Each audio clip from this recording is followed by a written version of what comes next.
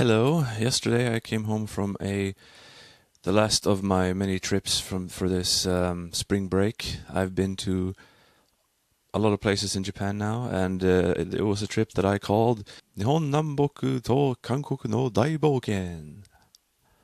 Ta-da! And the first place I went to was Sapporo. Let's have a look. This is Sapporo. Actually, I'm recording this as I'm about to leave. My flight is in a few hours. So instead of talking about what I'm going to do, I'm going to talk about how it was. I got here on Thursday afternoon, and as I took the airport train to Sapporo station, I sit down. First there was no place to sit down, so but then a space opened up, and I sat down, and then I just mentioned to the Japanese woman sitting next to me, "Seki dekite yokatta," like happy I made a seat, sort of like I was able to sit down pretty much, and because I had all my luggage and stuff, and then we started talking about stuff. She complimented me on my Japanese, which is always hard to take because I'm still not there yet, but yes, I can run something, a conversation. I think it's hold a conversation fairly decently, although I have to stop and think about words here and there, of course. And then she gave me a piece of melon bread. I'd heard of melon bread before. It's a Japanese invention, sort of, and it's not just. I thought it's just like a bread bun that tastes like melon, sort of. But it was actually more like a pastry type of thing because it was very sugary and melon tasting. And after developing a taste for Fanta lemon, actually that was pretty tasty. So that was very nice of her.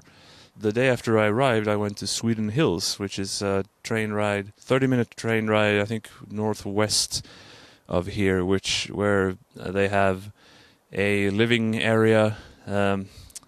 I've no idea what that's called in English, actually. A residential area with where all the houses look like Swedish houses. They're all red with white details.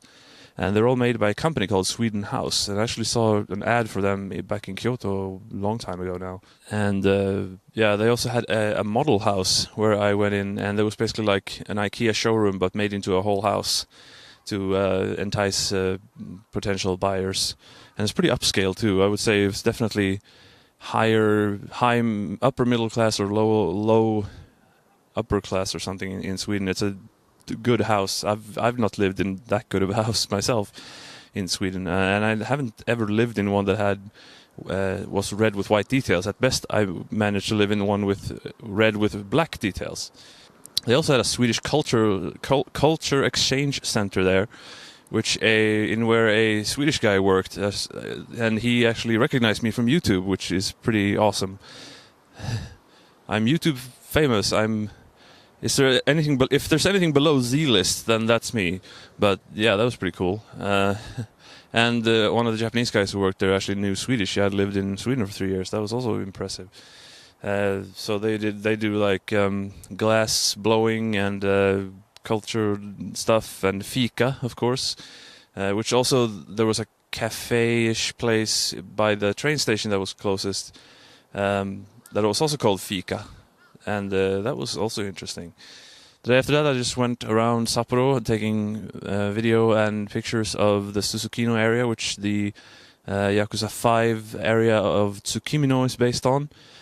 Now I'm about to go, not home actually, but I'm going to Tokyo next. So, over the hills and fly away to Tokyo. Or something. I flew from Sapporo to Tokyo, to Haneda Airport, where I had to. I arrived I arrived after midnight sometime, and at that point there's no more trains going into the city, and I didn't have a hostel or anything booked anyway. So, and I knew that going into it, so I knew I was going to have to sleep at the airport. The problem was that there was a lot of other people sleeping at the airport that night because there was a lot of people going with the 5-something in the morning flights. So I couldn't find any bench. Yes.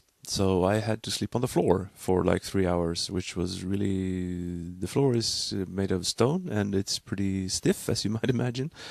So that was not very fun. Then when I did, I fell asleep, I woke up at 5:30 or something. Then there were benches, but then I couldn't sleep really. I maybe slept another half an hour sitting up or something, but that was pretty rough. And then I went into Tokyo and I met my friend Homa-san, and his friend Nakamoto-san. I've met them before here in Kyoto, of course, Homa-san many times. We went to Ueno for Hanami. It was flowers were nice. Sakura and stuff. I'm not super amazed by sakura, but they're very nice. It's just, when you've seen them a few times, after an hour or whatever, it's like, yeah, I've seen them. I'm ready to move on now. But yeah, it was fun.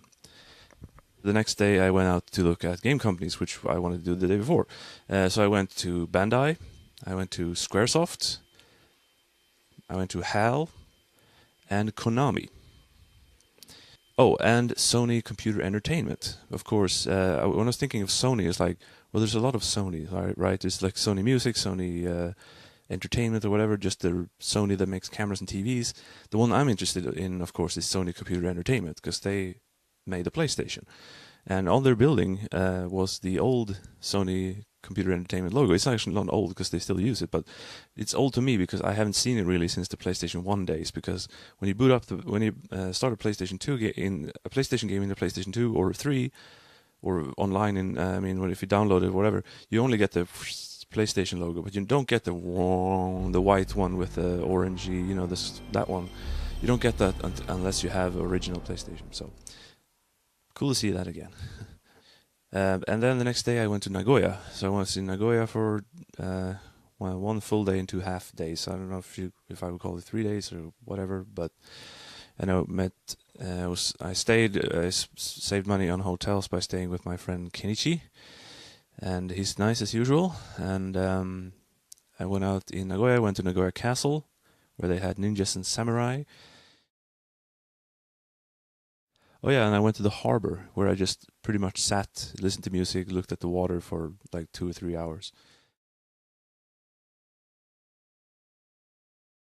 Then I went back to Kyoto again, just by regular train. That's also how I went to Nagoya in the first place, because it's not that far. It's like 2.5 hours. I have to make 2 switches. Of course, I would have liked to take Shinkansen, but it's always twice the money, so nah. So yeah, so far Sapporo, Tokyo, and Nagoya. On April 2nd, I went for my second long, because from Sapporo to Tokyo was a week. And then the second week, so to speak, I went first I took the bus to Hiroshima, where I looked at the main attraction, I would say, was the famous Hiroshima atom bomb dome, which actually felt a bit, I'm not Japanese, I'm not American, I'm not, like just some Swedish guy. It still felt sort of emotional looking at the atom bomb dome, because this is this thing that stood since it hit, and it's still here, and it's this symbol of hundreds of thousands of people who died in a probably needless bomb attack. I'm like history, but I'm not an expert in anything. I don't know. I don't have a crystal ball. But as far as I understand it, like Americans, they were, of course, they needed to beat Japan in that war, but they had kicked them out of all the islands. The Japanese were hanging on tooth and nail. The United States were either going to just have a kind of a ceasefire with Japan and end on 50-50, or they're going to have to invade mainland Japan. And seeing how ferocious they were in defending the islands, the small ones, invading the main islands would have been a hell of a assignment. So they just kind of decided to skip all of that and just use their new super weapon to scare Japan off. And they did, by killing hundreds of thousands of civilians who didn't do anything wrong.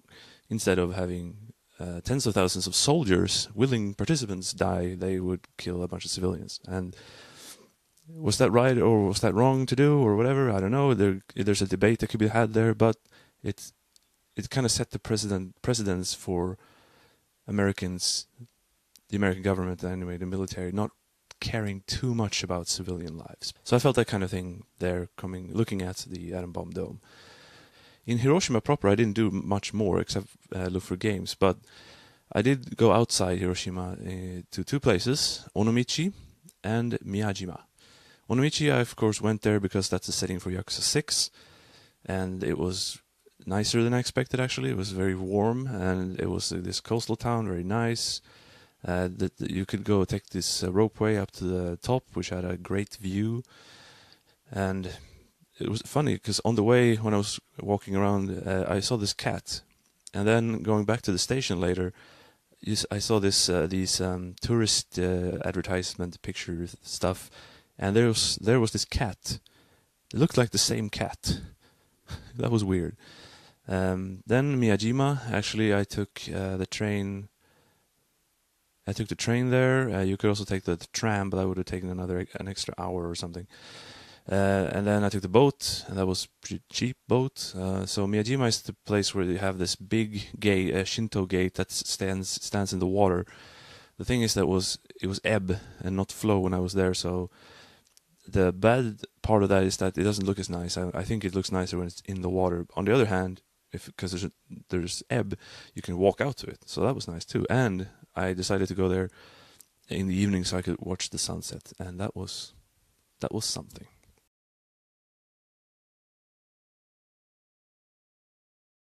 The next day I was going to go to Fukuoka. Now, my plan was to take the regular trains there to save money, but that would have taken 6+ hours and like 5 or 6 switches, and I was too tired. I just said, fuck it, I'm taking Shinkansen. And I looked it up, and actually the Shinkansen this time wasn't double the cost really, it was just another 3,000 yen. So I decided to bite the bullet there, take the Shinkansen, and that was the right choice, I think. It was much nicer, worth it.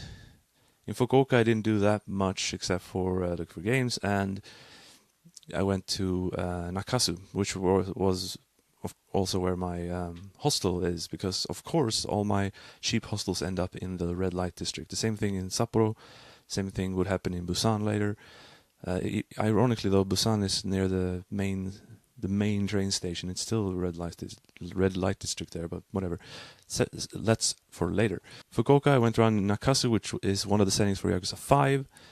They had Fukuoka was like the nicer thing about it was like split up into a few islands, or a bunch of water there anyway. It was nice. Then I took the boat as I was going to Busan, South Korea.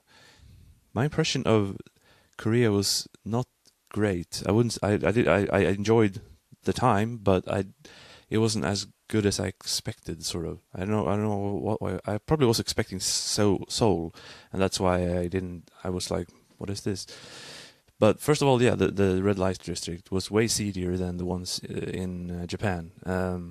It was very funny because it was called Texas Street, and next to Texas Street was Chinatown, and there was a bunch of Russians walking around. So you had this China, America, Russia, and Koreans all mixed in this area. I went on a bus tour. I got an all-day pass for 15,000 Korean won, which is like 1,500 yen, so very cheap. Going around this tour, I ended up at a beach called something. I forgot how to pronounce it. It was like Hyundai or something, but not Hyundai like the car. It was very nice, even though it was a bit cold. Although the sand was pretty warm, which just led me to think like, how the fuck is it gonna be when it's actually warm? Because sand gets really fucking hot. That's one thing I hate about the beach. You can't walk on the sand barefoot, and that's why you want to be on the sand, isn't it? But you can't, because it's fucking like it's like a frying pan. But yeah, went around some more. Just took in some nice views, really. Korea in general kind of felt to me a little bit like China. It feels like a budget version of Japan, and sorry, all Koreans and Chinese out there. Japan is it's not really that China and Korea are bad, it's just that Japan is just that extra level. Everything is cleaner, safer, nicer, and when I say nicer, I mean like people are more polite, and they have this mindset of always being deferent to strangers, and they have to give up a good impression, blah blah blah. So they're very careful of their manners in that regard. Not that anyone was rude to me in Korea or anything, but you know. And I didn't eat any Korean food. If you don't, I went to McDonald's all 3 days actually. I'm not a huge fan of seafood, and I didn't want to go into any of these very locally looking restaurants, because Busan, unlike Seoul, probably is not that big on tourism. It seems I couldn't find like one tourist shop except for the one in the boat terminal, so it was not that tourist friendly somehow. So I just played it safe, went to McDonald's, and I guess the one bit of Korean food I had was a bulgogi burger, which is made in a kind of Korean way or something, and that tasted weird, and I got got a bit of a stomach ache afterwards. So I just kept to a quarter pounder with cheese, which actually they don't have in Japan, so that was nice. One thing I loved about Korea, except for the hostels were very nice. The best one of these trips, it had a mattress like this instead of like this. But the electrical outlets were just Swedish European style, exactly the same. I didn't need to use any converter or anything. That was pretty damn good. So I went back then took the boat back to Fukuoka, and then a few hours later I took the 10-hour night bus to Kyoto, and I actually survived that one, thanks in part to I finally learned how to lean the chair back. Because there are two buttons, you see. The first button, which is the one I've been pushing all the time, that extends this thing where your legs are, so you can that thing. And the other button, which is just behind it, which I never found before. I only expect with these kind of buses, I only expect one button. I don't expect two. So I find the other button. It reclines the seat.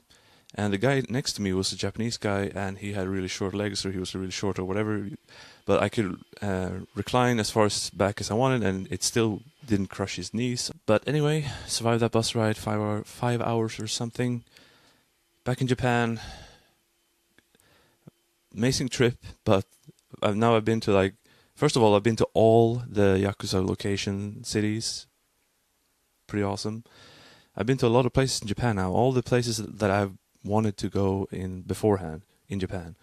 The places I haven't been to now is I've been to Kyushu and Hokkaido and Okinawa and Honshu, obviously, but I haven't been to Shikoku, the little island, which I'm not sure what there is to see there exactly, but yeah, I haven't been there, and I haven't really been to Tohoku at all, which is a big area. I haven't been to Sendai or Aomori or Fukushima, even though I really don't want to go there because of the nuclear plant thing. I don't want to get another cancer. So yeah, there's still places to go, but now school starts tomorrow. I got the new textbook. Now my mindset is going to be that the first 6 months of my stay was pretty much mostly pleasure. The next 6 months are going to be business. I'm going to focus on studying, because it's going to get harder anyway. I'm going to try and find a part-time job. I'm going to play games instead of buying them, make more reviews, and because I've pretty much bought all the games I want anyway, which is the next video. So thank you for watching this. This has been a huge ass nice trip, and it's over. I feel like I need another week's vacation, but school starts tomorrow, so signing out. Bye.